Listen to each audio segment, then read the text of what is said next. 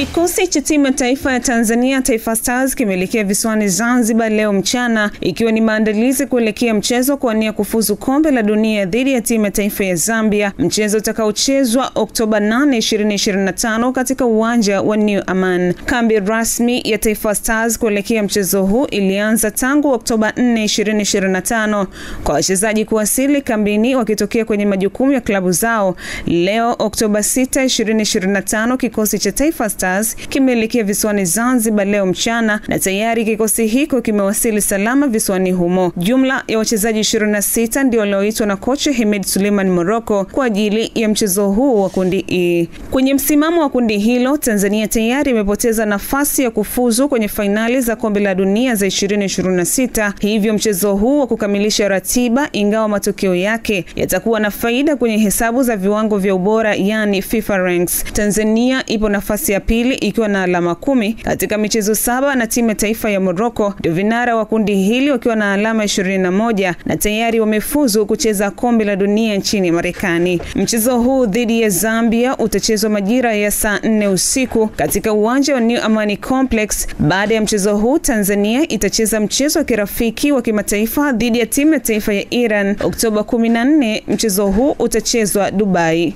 Katika jitihada za kuchangia maendeleo ya jamii katika kuendeleza michezo nchini, kampuni ya mawasiliano ya Yas kwa kushirikiana na huduma za kifedha kidijitali Mix imeungana na wadau mbalimbali wa michezo katika kuunga mkono mbio za Lake Victoria Half Marathon zilizofanyika jijini Mwanza. Akizungumza wakati wa hafla hiyo, kaimu mkurugenzi wa Yas kanda ya Ziwa ndugu Robert Sanyagi amesema mbio hizo hazikulenga tu ushindani wa riadha bali zilikuwa na dhamira pana zaidi ya kuwasaidia watoto njiti katika hospitali za rufaa za Sekoture na Bugando ambao huhitaji uangalizi maalum ili waweze kukua na kufanikisha ndoto zao. Yas na Mix, lakini kama ulivyosema, mimi binafsi wakati nakimbia kikubwa ilikuwa ni kuweza kufulfill au kukamilisha dhima ya hii mbio. Maana yake tunakwenda kuchangia wale watoto njiti.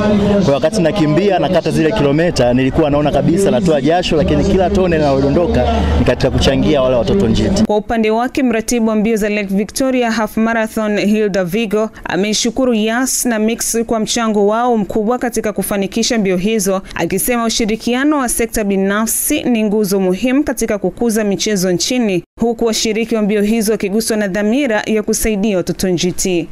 Mix by Yas wametusupport kwa kila hali in terms of funds na in terms of material. Kwa sisi kama Lake Victoria Marathon tunawaambia asanteni sana kwa support yenu. Na kwinginepo, ubingwa wa EA Radio Fantasy League mwezi Septemba 2025 Peter Mbario wa mkoani Tanga ametoa shukrani kwa EA TV na East Africa Radio kwa kumkabidhi zawadi zake, huku akitoa wito kwa watu kujiunga na kucheza zaidi kupitia ligi ya EA Radio Fantasy League kwani zawadi zinazotolewa zina thamani kubwa. Mabingwa wa kwanza wa msimu wa mwaka 2025-2026 wa EA Radio Fantasy League walikabidhiwa zawadi zao Jumamosi Oktoba 4, 2025 ambapo zawadi zinatoka kwa washindi wa 4 wa juu kwenye msimamo wa kila mwezi. Peter Mbario kutoka mkoani Tanga alifanikiwa kumaliza nafasi ya kwanza ya mwezi Septemba baada ya kumaliza mwezi Septemba akiwa na alama 250 na ameshinda kwa mara ya kwanza ukiwa ni msimu wake wa pili anacheza EA Radio Fantasy League.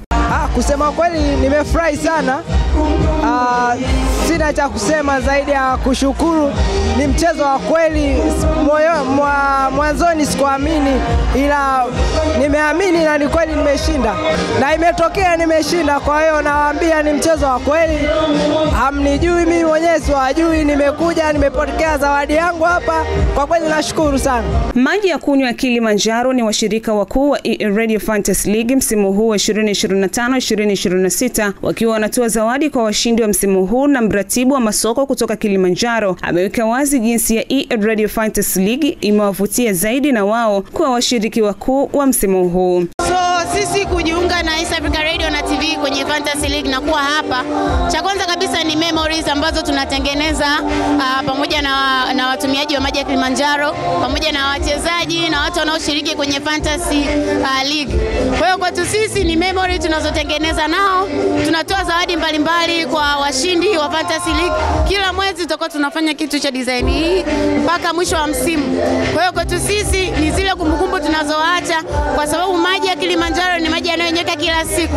na ni part of life. Mshindi wa kwanza wa E-Radio Fantasy League anaondoka na shilingi 200,000 pamoja na water dispenser kutoka maji ya kunywa Kilimanjaro. Mshindi wa pili anaondoka na shilingi 150,000, mshindi wa tatu 100,000 na mshindi wa 4 anaondoka na 50,000. Unaweza kujiunga na E-Radio Fantasy League sasa kwa kutembelea tovuti ya www.fantasyleague.premierleague.com na kodi ya kujiunga na ligi ni XNLIHF. Na tugeukie kimataifa. Baada ya Liverpool kupoteza mchezo wa ligi kuu ya Uingereza kwa magoli 2-1 dhidi ya Chelsea, mfungaji bora wa muda wote wa ligi hiyo Alan Shearer mwenye mabao 260 amesema kuwa bado ana imani kubwa na Liverpool kutoa ubingwa licha ya matokeo mazuri walionayo vinara wa ligi hiyo Arsenal. Alan Shearer ambaye ni mchambuzi wa soka alitoa utabiri wake majira ya joto kwamba Liverpool itawashinda Arsenal na Manchester City kwenye ubingwa wa msimu wa mwaka 2025-2026. Alan ameongea hayo kwenye podcast ya The Rest in Football akiwa na Gary Lineker na Mick Richard. Baada ya kuulizwa swali akajibu kuwa bado sibadili mawazo yangu.